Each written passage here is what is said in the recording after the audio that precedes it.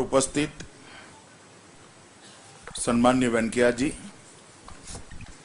आदरणीय विजय कुमार जी, श्रीमान रामलाल जी,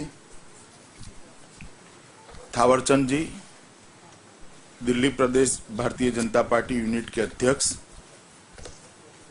श्री सतीश उपाध्याय जी,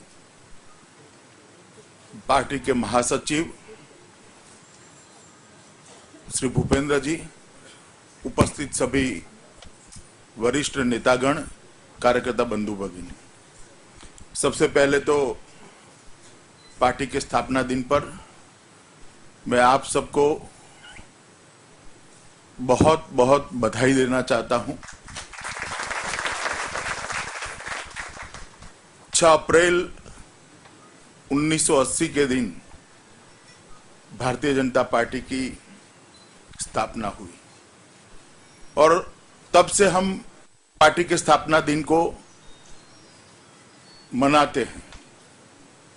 भारतीय जनता पार्टी का स्थापना दिन मनाने के वक्त हम सब के लिए बहुत जरूरी है मित्रों कि हम थोड़ा पीछे चले जाएं और ये सोचें कि पार्टी की स्थापना क्यों हुई थी, ये पार्टी क्यों अस्तित्व में आई और पार्टी कैसे चली और पार्टी को आगे क्या करना है। अगर ये तीनों बातों को हम ठीक से समझ लेते हैं तो आज देश के राजनीतिक परिदृश्य में जिस पार्टी की जो जिम्मेदारी है उसका निर्वहन करने में हमें बड़ी सरलता महसूस होगी और हम ठीक से हमारी जिम्मेदारी का निर्वहन कर पाएंगे।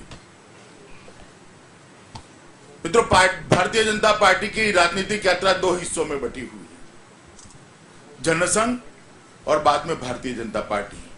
बीच में एक छोटा सा कालखंड जनता पार्टी का भी आता है जिसमें जनसंघ के सभी सदस्य जनता पार्टी के हिस्सा बने थे। जनसंघ की स्थापना अभी बाहर प्रदर्शनी लगाई है 1991 में ही हुई।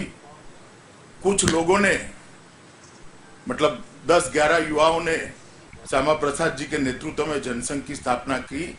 वहां से लेकर वो 10-11 युवाओं से लेकर 10 करोड़ का परिवार हमारा आज बना है। ये यात्रा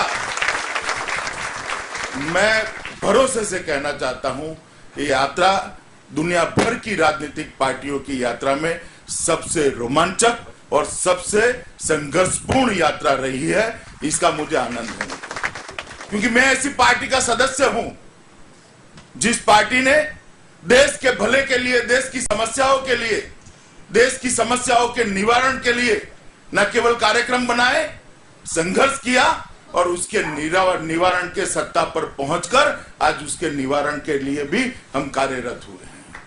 ये तीनों स्टेज शायद ही किसी पार्टी के भाग्य में आए होंगे। भारतीय जनसंघ की स्थापना के वक्त देश में एक अजीब प्रकार का माहौल था। आजादी के तुरंत बाद देश कांग्रेस की नेतृत्व में आगे बढ़ रहा था और उस वक्त कुछ लोग देश के लिए जो लंबा सोचते थे, ठीक से सोच सकते थे, उन्होंने देखा कि देश की नीतियों की नींव पाश्चात्य विचार के आधार पर रखी जा रही है।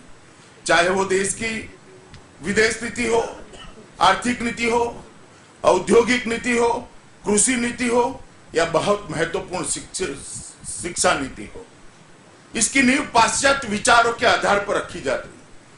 देश की नींव जिस नीतियों के आधार पर रखी जाती थी उसमें कहीं पर भी इस देश की माटी की सुगंध नहीं थी। ये देश के मूल विचारों का स्थान नहीं था और उस वक्त वो मनुष्यों को लगा कि देश अगर इस लंबे समय तक इस रास्ते पर चला तो देश भटक जाएगा और देश अपने गंतव्य स्थान पर नहीं पहुंच पाएगा। देश को दुनिया में सम्मान दिलाने का, दुनिया का नेतृत्व करने का सामर्थ्य होने के बावजूद वो जगह पर देश नहीं पहुंच जाएगा। इसलिए एक नया विचार लोगों के सामने रखने के लिए, एक नई सोच लोगों के सामने रखने के लिए, ये जो हो रहा है वो ठीक नहीं हो रहा है, ठीक इस तरह से होना चाहिए, ऐसा विचार मात्र रखने के लिए भारतीय जनसंघ की स्थापना